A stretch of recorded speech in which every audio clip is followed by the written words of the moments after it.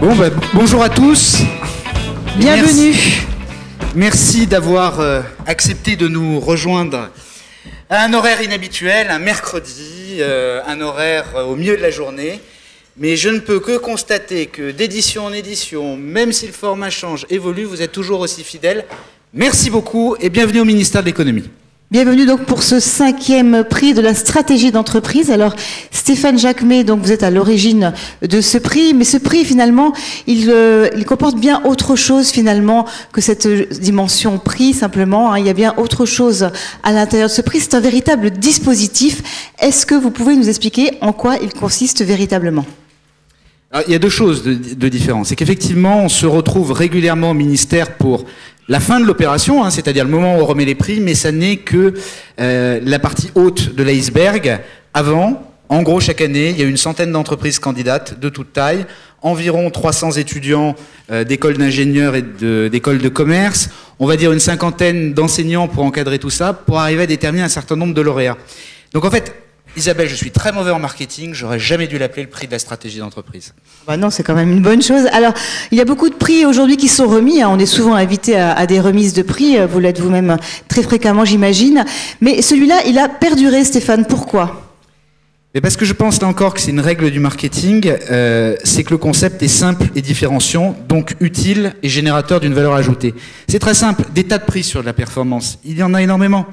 Mais cela n'a jamais été l'enjeu de ce challenge. Ce challenge, ce n'est pas savoir quelles sont les entreprises les plus performantes, mais pourquoi elles le sont.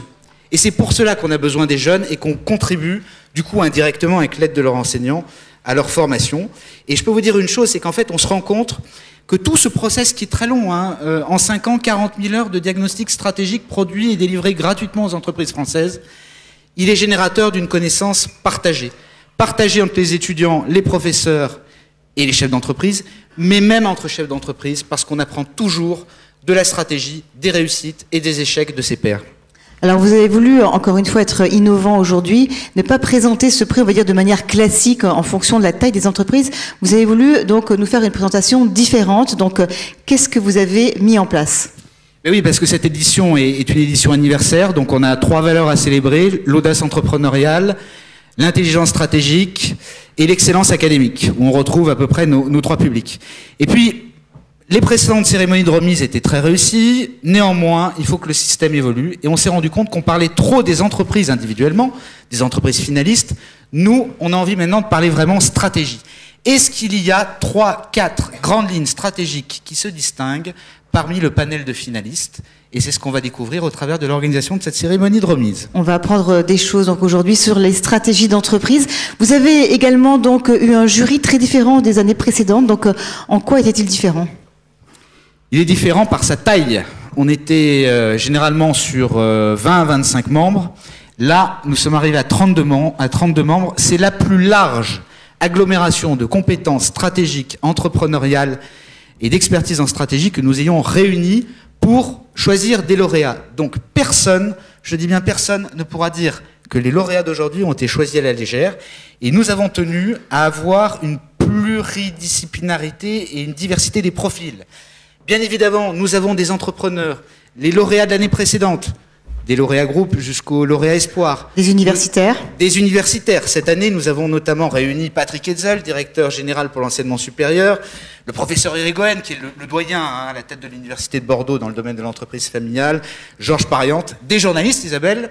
J'en fais partie, effectivement. Naturellement, un certain nombre d'experts qui nous sont fidèles d'année en année. Des gens aussi qui portent des partenaires, qui portent un regard bienveillant. Je pense notamment à Sophie de Menton, la présidente d'Éthique, qui était à nos côtés dès l'édition 2008. Donc là, on a mis un jury, un grand jury, à la hauteur de cette édition anniversaire. Et la manière de voter également a été innovante cette année ?